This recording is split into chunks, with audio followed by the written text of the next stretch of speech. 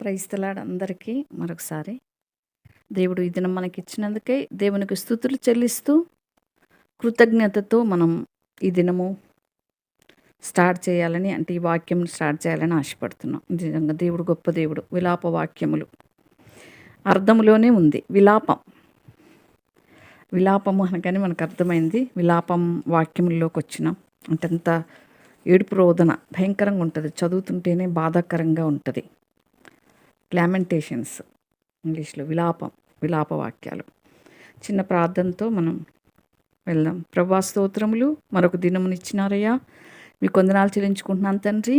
మహాగణుడివి, మహోన్నతుడివి, పరిశుద్ధుడివి, నిత్య నివాసివి, మహోన్నతమైన స్థలంలో వసిస్తూ ప్రభా కోటాను కోట్ల దేవదూతలతో 24 పెద్దలతో 4 జీవులతో నిత్యం యెహోవా పరిశుద్ధుడు పరిశుద్ధుడు పరిశుద్ధుడని మానక పొగడబడుచు కూడా దౌర్భాగ్యురాల్ని, అయోగ్యురాల్ని నా కొరకై మా అందరి మీద దృష్టి పెట్టి తండ్రి అస్తుతులను కాకుండా మా ప్రార్థనలు, మా విన్నపములు, మా విజ్ఞాపనలు ఆలకించడానికి ఇష్టపడిన తండ్రివి. భూమి మీదున్న మానవులపైన మీకున్న అపారమైన ప్రేమకై మరొకసారి స్తుతిస్తున్నా.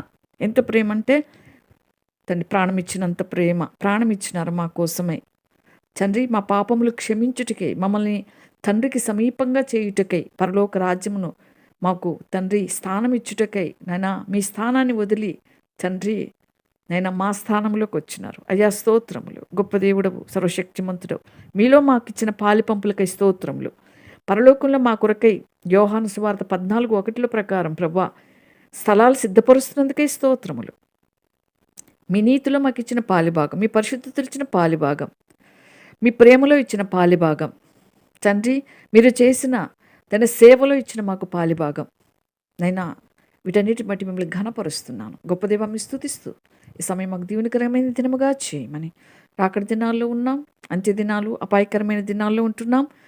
మమ్మల్ని మేము బలపరుచుకుంటూ ప్రభా ఇతరులను బలపరుచున్నట్లుగా మమ్మల్ని బలపరచమని. కనబడని సాతాను అంధకార చీకటి శక్తుల ప్రభావం నజరేయుడైన యేసు నామములో లయపరుస్తూ సిలువ విజయాన్ని కోరుకుంటూ యేసయ్య నామములో ఈ స్తుతి ప్రార్థన మీకు అప్పచెప్పుకొని నమ్మి పొందుకుని నాము తండ్రి. ఆమేన్.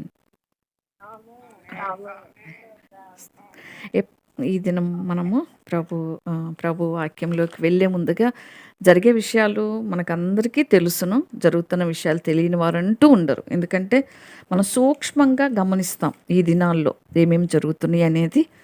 మరొకసారి మనం జ్ఞాపకం చేసుకుంటూ వెళ్దాం. ఎందుకంటే భయంకరమైన దినాలు, అపాయకరమైన దినాలు, అంత్య దినాలు. ఈ దినాల్లో మనము ప్రభువు యొక్క సిలువను జ్ఞాపకం చేసుకోవటమే కాకుండా ఆయన యొక్క రాకడను కూడా మనము గమనంలో పెట్టుకొని జ్ఞాపకం చేసుకుంటూ ఆయన రాకడ కొరకే సిద్ధపడుతూ ఉండాలని ప్రభువారు ఆశపడుతున్నాడు. ఏమనంటే ప్రభువారు రక్షణ ఇస్తాడు. మనం బాప్తిసం తీసుకొని సంఘంలో ఐక్యపరచబడతాం. బాప్తిసం ద్వారా సాక్ష్యము మనం ఇస్తాం. యేసు ప్రభువారి యొక్క మరణ పునరుద్ధానంలో మనకు పాలిభాగం బాప్తిస్మం ద్వారా. అంతేకాదు సంఘములో మనం ఒక అంగం అయిపోతాం బాప్తిస్మం ద్వారా. కాకపోతే బాప్తిస్మం తీసుకుంటే పరలోకం వచ్చేస్తుంది అని దేవుడు చెప్పలేదు. మీకు కలిగిన రక్షణను భయముతో వణుకుతో కొనసాగించుడి అన్నారు. మనకు దేవుడిచ్చిన రక్షణను మనము కొనసాగించాలి. ఆయన మహిమ కొరకై మనం జీవించాలి. యేసుప్రభువారు భూమి మీదకి వచ్చి తండ్రి చిత్తం ఎలాగ నెరవేర్చాడో మనం కూడా ఆయన చిత్తమును నెరవేర్చాలి. అప్పుడే మనము ఆయన్ని రీచ్ అవ్వగలం, ఆయన్ని చేరుకోగలం. అంతేకాదు ప్రభు వచ్చినప్పుడు మనం ఎత్తబడే గుంపులో ఉండగలం. కాబట్టి మనం ఆ విధంగా కొనసాగించుకోవాలి. ప్రతి ఒక్కటి మనం జ్ఞాపకం చేసుకుంటూ ముందుకు వెళ్ళాలి. కాబట్టి మనం ఎన్నో పరిస్థితులు మన కళ్ళ ముందు కళ్ళ కట్టినట్టు కనిపిస్తున్న యుద్ధాలు, ఇది 3వ ప్రపంచ యుద్ధముగా అవుతుందా అని అనేకులు మాట్లాడుకుంటున్నారు. ఎందుకంటే ఇరాన్కు సపోర్టుగా కొన్ని దేశాలు, ఇంకా అంటే రష్యా, చైనా, ఇవన్నీ కూడా, ఇంకా నార్త్ కొరియా లీడర్ అయితే చెప్పాలంటే ఆయన కొంచెం మెంటల్ అని చెప్పొచ్చు. ఆయన చెల్లి పరిపాలిస్తున్నారు కిమ్. అతను వచ్చినాడంటే ఆయన ఏమన్నా నేను ట్రంప్ని లేపేస్తా అంటున్నాడంట.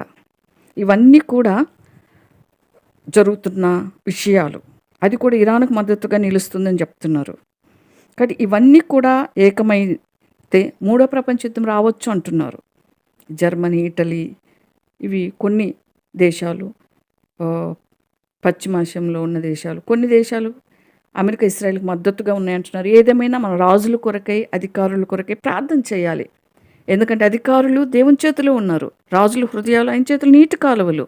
బైబిల్ గ్రంథంలో ఉంది కదా! ప్రార్థన చేద్దాం, మర్చిపోకూడదు. ఎందుకంటే తిమోతి పత్రికలో పౌలు గారు చెప్తూ అంటారు, మీరు సుఖంగా, మాన్యంగా బ్రతకాలంటే రాజుల కోసం, అధికారుల కోసం ప్రార్థన చేయండి. ప్రతి దినం మనం రాజుల అధికారులను జ్ఞాపకం చేసుకోవాలి మన ప్రార్థనలో. ఎందుకంటే అధికారులకు లోబడి ఉండండి అని కూడా బైబిల్ గ్రంథం చెప్పింది. అంటే ప్రభువుకి మించి కాదు. కొన్ని నియమాలకి, కొన్ని కట్టడలకి మనం భూమి మీద ఉన్నంత కాలం లోబడాలి. కాబట్టి ఆ విధంగా మనం వారి కొరకు ప్రార్థన చేయాలి.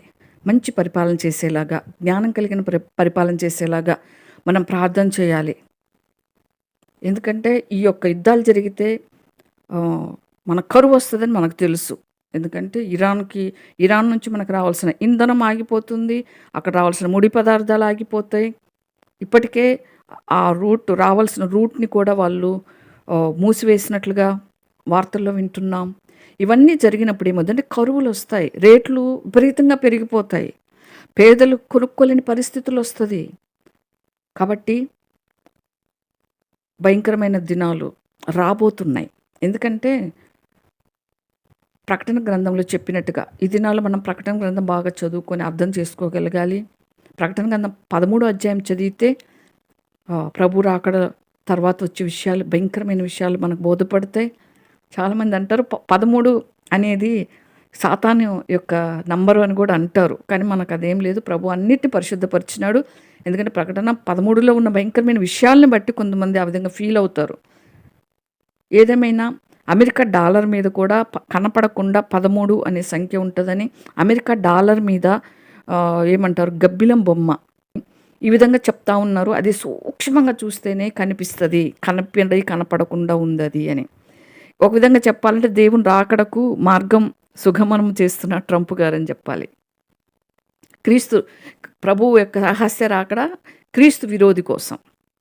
ఎందుకంటే ఎప్పుడైతే అంటే వన్ వరల్డ్ ఆర్డర్ అని అన్నారు అంటే క్రీస్తు విరోధి పాలన అని మనం అర్థం చేసుకోవాలి ఖచ్చితంగా.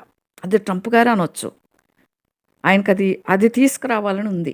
వన్ వరల్డ్ ఆర్డర్, ప్రపంచమంతా ఒకటే పరిపాలన, ఒకే రాజు, అదే క్రీస్తు విరోధి. ఆ మాట అనటము, మనం ఎత్తబడటము ఒకేసారైనా జరగవచ్చు. లేదా యుద్ధంలో, మొన్న యుద్ధం జరుగుతున్నది ఇరాన్లో 4.3 అంటే చాలా పెద్ద భూకంపం. అది భూకంపం కూడా వచ్చేసింది. భూకంపాలు వస్తున్నాయి, యుద్ధాలు వస్తున్నాయి, రావాల్సినవి అంటే మత సంబంధమైన విద్వేషాలు వస్తున్నాయి. ఇంతకుముందు కంటే తీవ్రంగా వస్తున్నాయి. ఇప్పుడు ఏంటంటే వాళ్ళు ఏం చేస్తున్నారంటే, నిన్న చూసిన నేను ఛానల్లో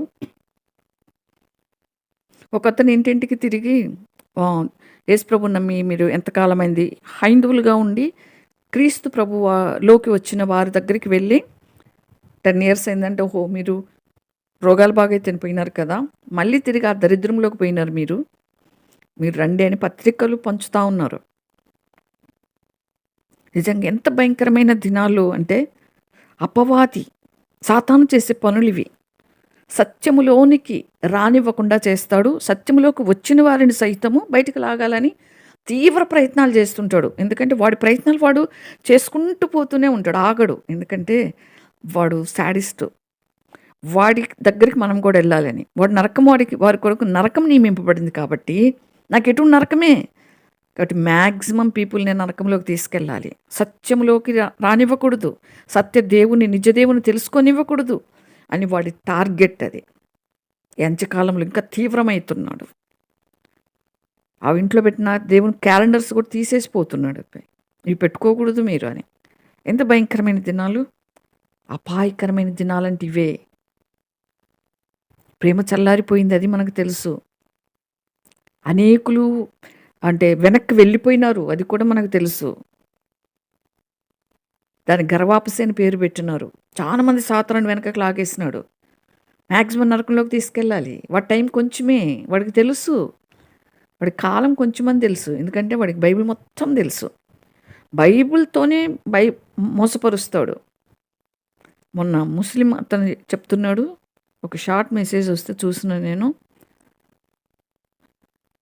ఈసా యేసు ప్రభువారు అద్భుతాలు చేసినాడు, రోగుల్ని స్వస్థపరిచినాడు, అన్నీ బాగు చేసినాడు. అయితే యెహోవా దేవుడు చెప్పింది చేసినాడు. ఈసా వచ్చేసి యేసు ప్రభువారు ఒక ప్రవక్త అని చెప్తున్నాడు. వాళ్ళు నమ్మేది అదే. ఇప్పుడు ఇరాన్ వాళ్ళకి ఎందుకంటే అంత పగ ఇస్రాయేల్ మీద, యూదులంటే వాళ్ళకి అస్సలు పడదు. వాళ్ళు ఏం బోధ చేస్తారంటే, యూదుల్ని మనం ఎంతమందిని చంపితే యూదుల్ని మోక్షంలో పరలోకంలో మనకు అంత పెద్ద స్థానం, అది బోధించుకుంటారు వాళ్ళు. ఇట్లనే ఒక ఆమె ఇరాన్లో ఒక బాగా ఇబ్బందికర పరిస్థితుల్లో ఉంటే ఒక యూదుడు అక్కడికి వెళ్ళినప్పుడు ఆమె ఇబ్బంది చూసి, ఏందమ్మా ఇబ్బంది బాధపడుతున్నావు అంటే, జాబ్స్ లేవు ఇక్కడ అని చెప్తే ఆయన చెప్పినంట, మా ఇస్రాయేల్కి వస్తే నేను ఇప్పిస్తాను అని చెప్పి వాళ్ళు దయ కలిగి ఇస్రాయేల్కి రప్పించి జాబ్ ఇస్తే, ఆమె గురించి అక్కడ తెలిసింది ఏంటంటే, ఇరాన్ వాళ్ళు బోధించి పంపించారంట, నువ్వు అక్కడ యూదుల్ని కొంతమందినైనా చంపేయాలి, అప్పుడే నీకు మోక్షంలో పెద్ద స్థానం వస్తుంది అంటే ఆమె ఆ ప్లాన్లు వేస్తుంటే అది బయటపడి తిరిగి ఆమెను ఇరానికి పంపించారంట. స్త్రీలు సహితం వెనుకాడరు. రెండోదిగా అబ్రహాము సంతానములో వాళ్ళు మేము దాసి పిల్లలమా, వాళ్ళకు ఉంటుంది. యెహోవా దేవుడు అంటాడు కదా, దాసిని దాని పిల్లల్ని వెళ్ళగొట్టు అంటాడు. కాకపోతే హాగరికి ఇచ్చిన సంతానానికి దేవుడు 12 మంది రాజులు నీకు ఇస్తా అన్నాడు, ఇచ్చాడు. ఇప్పటికి కూడా 2 దేశాల్లో వాళ్ళు రాజులుగా అధికారులుగా ఉన్నారు. కాబట్టి అయినా వాళ్ళు ఏమనుకుంటారంటే, ఏమంటారు, ఇన్ఫీరియర్గా ఫీల్ అవుతుంటారు వాళ్ళు. మేము దాసి పిల్లలమా, వాళ్ళు యజమానురాలి పిల్లల, ఆ పగ కూడా ఉంది వాళ్ళకి, అరబ్బులకి. షియా ముస్లిమ్స్, సుయా ముస్లిమ్స్ అని 2 తెగల వారు ఉంటారు. హైదరాబాదులో కమేని చచ్చిపోయినాడని ఏడుస్తున్నారంట. అవే మత కల్లోలాలు. ఇక్కడ వీళ్ళేమంటున్నారు, సినీ యాక్టర్లు పెద్ద పెద్దోళ్ళు అక్కడికి పోయి ఏడ్చండి, భారతదేశం ఇండియా తిండి తింటా ఆయన కోసం ఇక్కడ ఏడ్చేది ఏంది అంటున్నారు. మత విద్వేషాలు చెలరేగుతాయి వాటి వల్ల. బుద్ధుండి ఏడుస్తున్నారు, బుద్ధి లేక ఏడుస్తున్నారు, మనకైతే నిజంగానే తెలియదు. జ్ఞానం కలిగి ఉండాలని బైబిల్ బోధిస్తుంది.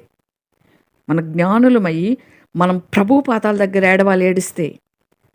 మనమైతే యెరూషలేము క్షేమం కోసం ప్రార్థన చేయాలి. మనకు దేవుడిచ్చిన ఆజ్ఞ, యెరూషలేము క్షేమం కొరకు ప్రార్థన చేయండి, వారి క్షేమమే మీ క్షేమము. ఎందుకంటే యెరూషలేములో జరగబోయే విషయాలను బట్టే ప్రభు యొక్క రహస్య రాకడ ఆధారపడి ఉంటుంది. ఇప్పుడు ఏమవుతా ఉందంటే, ఒక బాంబు వేస్తే అది అంతా ధ్వంసమైతే యెరూషలేము ఒక మందిరము స్టార్ట్ చేసి వాళ్ళు ఒక రోజులో ముగించేయటానికి రెడీగా ఉన్నారు. ఎప్పుడు అది జరుగుతుందో మనకు తెలియదు. అది ఆరంభమైతేనే క్రీస్తు విరోధి వచ్చేస్తాడని ఒక్క రోజులో దాన్ని కట్టడానికి అంత టెక్నాలజీ పెట్టుకొని ఉన్నారు యూదులు యెరూషలేములో. కాబట్టి మనం ఎట్లుండాలంటే అంత అలర్ట్గా, ట్రైన్ కోసం మనం ఎంత ముందుగా ట్రైన్ దగ్గరికి వెళ్తాం. బస్సు అంటే 1 గంట అయినా ఆపుతారు బస్సు వాళ్ళు, తప్పదని రిజర్వేషన్ చేసుకుంటే. ట్రైన్ వాళ్ళు ఆపరు. ట్రైన్ కోసం మనం పరిగెత్తాలి. అలా ఉండాలి ఈ దినాలు. అట్లా ఉన్నాయి దినాలు, అట్లానే ఉన్నాయి. ట్రంప్ ఏమో 1 వరల్డ్ ఆర్డర్ తీసుకురావాలని ఉన్నాడు. ఇక యూదులేమో, నెతన్యాహు గారేమో వాళ్ళని ప్రొటెక్ట్ చేసుకోవాలా అని ఆలోచిస్తున్నారు. కుదిరినప్పుడు యెరూషలేమును మందిరంలో తిరిగి ఆరంభించాలి అన్నట్టుగా. కాబట్టి ఇవన్నీ కూడా రాకడకు సూచనలు. ఇది సంఘకాలం. మనం ఒక విధంగా చెప్పాలంటే సంఘ యుగం ఇది, పరిశుద్ధాత్మ యుగం. దేవుడు పరలోకానికి ఆరోహణమవుతూ మనకు పరిశుద్ధాత్మనిచ్చి వెళ్ళాడు. శిష్యులు కలవరపడతారు, ప్రభా నువ్వు వెళ్ళిపోతున్నా, మాకు ఎట్లా, ఇప్పుడు దాకా మీరున్నారు, ఇప్పుడు మేమెట్లా ఒంటరిగా అంటే, మీరు ఒంటరిగా లేరు, మీ కొరకు పరిశుద్ధాత్మ నేను ఇచ్చి వెళ్తున్నా అని చెప్పి దేవుడు ఆరోహణమవుతూ పరిశుద్ధాత్మనిచ్చినాడు. ఇది పరిశుద్ధాత్మ కాలం. కుమారుని కాలం, తండ్రి కాలం అయిపోయింది. సృష్టి తర్వాత ధర్మశాస్త్ర యుగం అయిపోయింది. కుమారుని యొక్క కాలం అయిపోయింది. ఇది పరిశుద్ధాత్మ కాలంలో ఉన్నాం మనం. పరిశుద్ధాత్మ కాలం ఎప్పుడు ముగుస్తుందంటే ర్యాప్చర్ జరిగిన తర్వాత. సంఘం ఎత్తబడిందంటే పరిశుద్ధాత్మ కాలం ముగిసిపోతుంది. ప్రార్థించే వారికి ఉండరు. ఇప్పుడు మనం ప్రార్థిస్తుండబట్టి అనేకులు రక్షించబడటానికి అవకాశం దొరుకుతుంది. దేవుడు ఇంకా ఇస్తున్నాడు.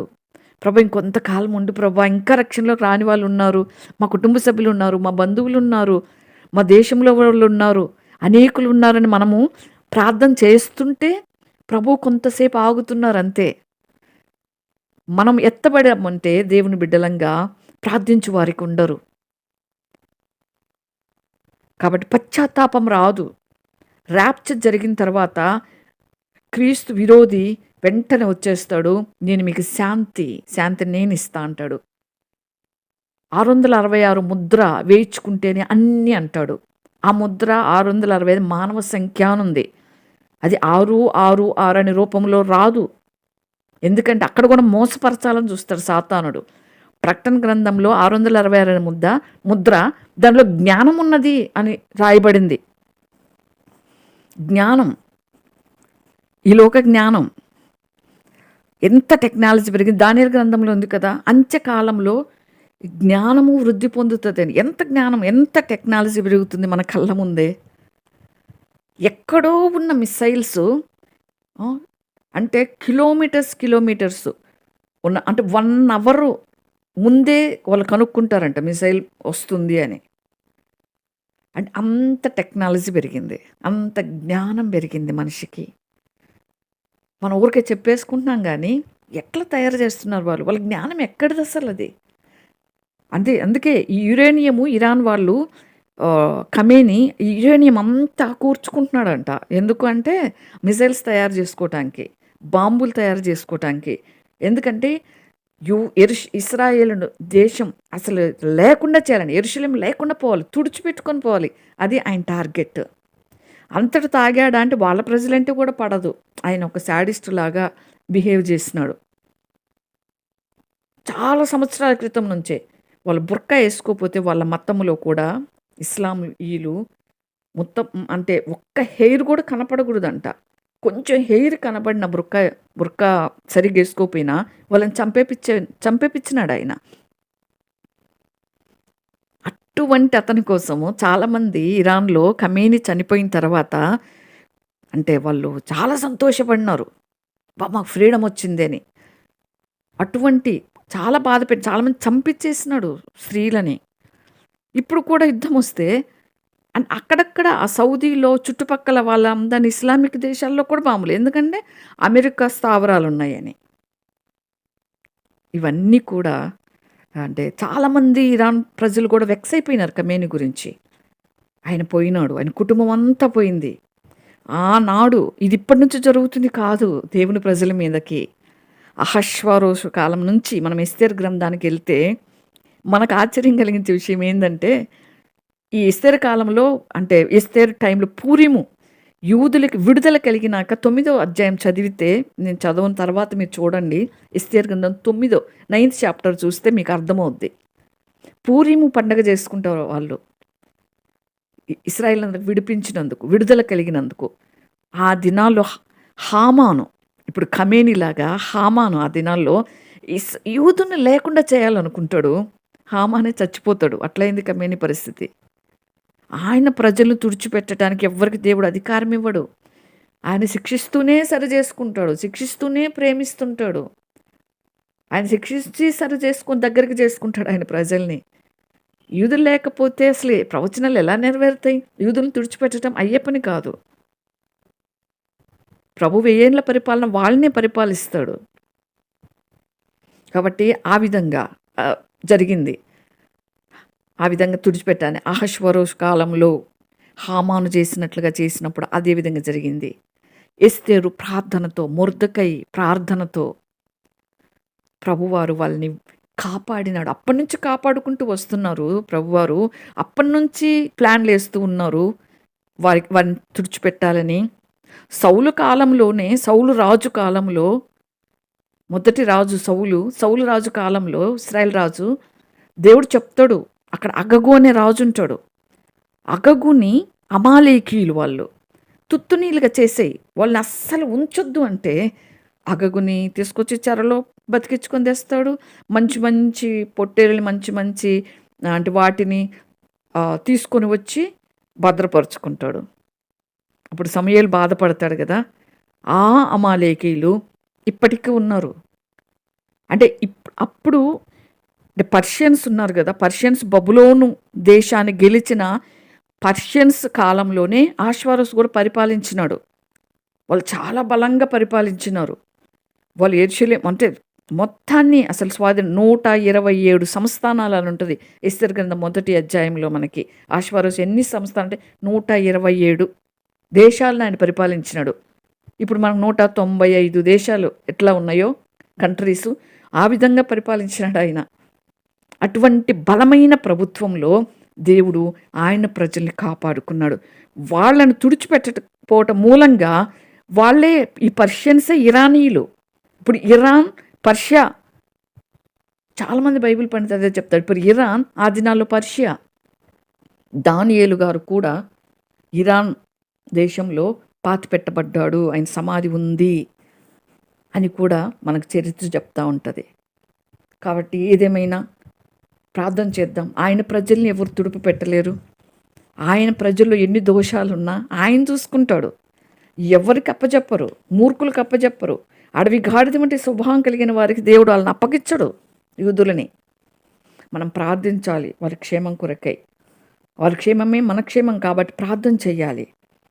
కానీ మనం ఇంకా ప్రకటన గ్రంథం 13వ అధ్యాయం నెమ్మదిగా చదువుకుందాం.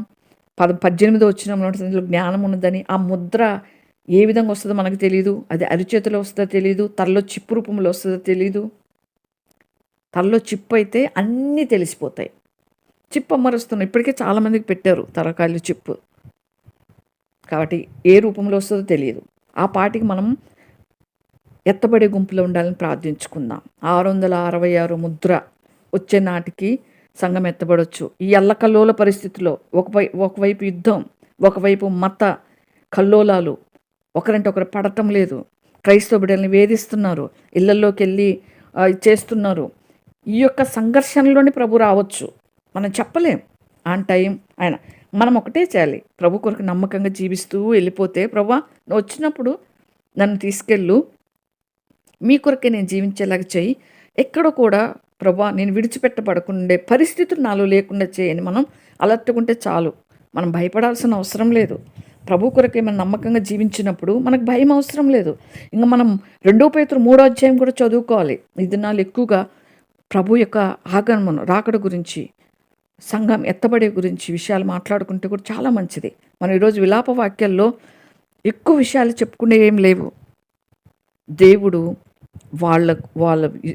వాళ్ళు పడిన బాధకి ఎటువంటి దుఃఖం అనుభవించారో అది మాత్రం ఉంది అక్కడ 1వ అధ్యాయంలో. కాబట్టి ఇవన్నీ విషయాలు కూడా మనము జ్ఞాపకంలో ఉంచుకోవాలి. జరగబోయే విషయాలు అన్నిటి కోసం మనము ప్రార్థన చేయాలి. దేవుడు ఏదైతే తీసేయమన్నాడు దాన్ని సంపూర్ణంగా తీసేయకపోతే ఏమవుతుందో అకగు రాజు ద్వారా అది ఈనాటికి వెంబడిస్తూనే ఉంది యూదులని. కాబట్టి మనం ప్రార్థన చేద్దాం. చాలామంది ఇండియన్స్ కూడా ఉన్నారు కువైట్లో, దాదాపుగా 94 లక్షల మంది ఉన్నారని చెప్తా ఉన్నారు. వాళ్ళు బాంబుల మొత్తం భయపడుతున్నారు. మనం సురక్షితంగా హ్యాపీగా ఉన్నాం. మనం ఏం చేయాలి? వాళ్ళ కోసం ప్రార్థన చేయాలి. ప్రార్థన చేయకపోతే దేవుళ్ళు ఎక్కడుగుతాడు? ఎట్లున్నారంటే ప్రకటన 6వ అధ్యాయము 15-16 వచనాల్లో ఉన్నట్లుగా అది జరుగుతుంది. ఇప్పుడు ఎట్లా చేస్తున్నారు? బంకర్స్లోకి దాచుకుంటున్నారు. ఏముంది 6వ అధ్యాయం 18లో? భూరాజులు, అధికారులు కొండ గుహల్లో, బండసందులో దాక్కొని ఏమంటారంట? ప్రతి దాసుడు, ప్రతి స్వతంత్రుడు కొండ గుహలోని బండసందులను దాక్కొని సింహాసనాసీనుడైన దేవుని యొక్క గొర్రెపిల్లి యొక్క ఉగ్రత మహాదినం వచ్చును, దానికి తాళజాలిని వాడేవాడు అన్నట్లుగా పరిగెత్తి బంకర్స్లో. మన ఇజ్రాయిల్లో ఒక పెద్ద ఆవిడ పరిగెత్తుతుందంట. సైరన్ రాగానే పరిగెత్తలేక హార్ట్ అటాక్ వచ్చి అక్కడికక్కడికి చనిపోయిందంట. భయం వెళ్ళి దాచుకుంటున్నారు. ఆ వాక్యం నెరవేర్పు జరుగుతుంది 6వ అధ్యాయం 16వ వచనం ప్రకారంగా. కాబట్టి మనం వాక్యాల్ని, ఇప్పుడు జరుగుతున్న విషయాలకి, వాక్యాలకి మనం చూసుకుంటూ ఉండాలి. కాబట్టి ప్రభువారు మనకు చేసిన హెచ్చరికలు అవే. మనకు అన్నీ తెలిసినవే, కానీ మనం హెచ్చరించుకుంటూ ద్వారా బలపరచబడతాం, దేవుని కొరకు నిలబడగలుగుతాం. కాబట్టి మనం ఆ విధంగా ఉందాం. దేవుడు మనకు చెప్పినాడు ప్రకటన గ్రంథంలో 10వ అధ్యాయంలో ఏమంటాడు? 10 దినాలు మీకు శ్రమ కలుగుతుంది, అయినా ధైర్యం తెచ్చుకోండి అని చెప్తాడు. 10 దినములు అంటే నాకు నిన్న ఒక ఆలోచన వచ్చింది. అన్నీ చూస్తే ఆదాము నుండి నోవహు వరకు 2000 సంవత్సరాలు, అది ఒక యుగం. నోవహు నుండి అబ్రహాం వరకు 2000 సంవత్సరాలు, అబ్రహాం నుండి దావీదు వరకు 2000 సంవత్సరాలు, దావీదు నుండి యేసుప్రభు వారి వరకు 2000 సంవత్సరాలు, యేసుప్రభు వారి నుండి ఈ సంఘకాలం ఇప్పటి వరకు 2025 సంవత్సరాలైనాయి. కొంచెం అటు ఇటుగా అటు పైన కూడా చూసుకున్నప్పటికీ 10,000 సంవత్సరాలు దాటిపోయినాయి. ప్రభు అంటారు కదా, నాకు ఒక్క దినం 1000 సంవత్సరాల వలె ఉంటుంది. 1000 సంవత్సరాలు దేవుని దృష్టిలో ఒక్క దినం. ఆ దినంగా ఇలా క్యాలిక్యులేట్ చేసుకుని 10 దినములు మీకు శ్రమ. భూమి మీద ఉన్నంత కాలం శ్రమే. ఆనాటి నుంచి ఇశ్రాయేలు శ్రమ పొందుతూనే ఉన్నారు దేవుని బిడ్డలు. సృష్టి ఆరంభం నుంచి శ్రమలే. సృష్టి ఆరంభం నుంచి ఆదాము హవ్వలు పతనం అయిపోవటం వల్ల వాళ్ళు శ్రమ పడినారు. అన్నదమ్ములు ఇద్దరు, కయ్యూని హేబేలు శ్రమ పడ్డాడు. అక్కడి నుంచి శ్రమలు స్టార్ట్ అయిపోయాయి. అసలు చెప్పంటే పాపము ఆది కాండములోనే మొత్తం, ఆది అంటే ఆరంభం అని, ఆరంభ పుస్తకంలోనే అన్నీ జరిగిపోయినాయి. పాపం ప్రవేశించింది, పతనం అయిపోయినారు, నరహత్య వచ్చేసింది, వ్యభిచారాలు వచ్చేసినాయి, అసూయ ద్వేషాలు వచ్చేసినాయి. మొత్తము ఆది కాండంలోనే మనం చూస్తాం. కాబట్టి ఏదేమైనా మనం సిద్ధంగా ఉందాం. ప్రభు రాకడ దినాల్లోనే ఉన్నాం. అన్నీ మనము ఆచితూచి ప్రభు కొరకై సిద్ధపడాలి. ఒకటి ఈరోజు మనము విలాప వాక్యాల్లో కూడా అదే, దేవుని బిడ్డలు తప్పిపోవటం ప్రభుకి ఇష్టం లేదు. అందుకే వాళ్ళని శిక్షించి సరి చేసుకుంటూ వచ్చినాడు. ఎందుకంటే ఆయన వల్లే ఉంటేనే మనం ఆయన చేరుకోగలం, ఆయన లాగా ఉంటేనే మనం ఆయన దగ్గరికి వెళ్ళగలం. కాబట్టి మనం ఆ విధంగా దేవుని వైపు చూస్తూ ముందుకు సాగుదాం.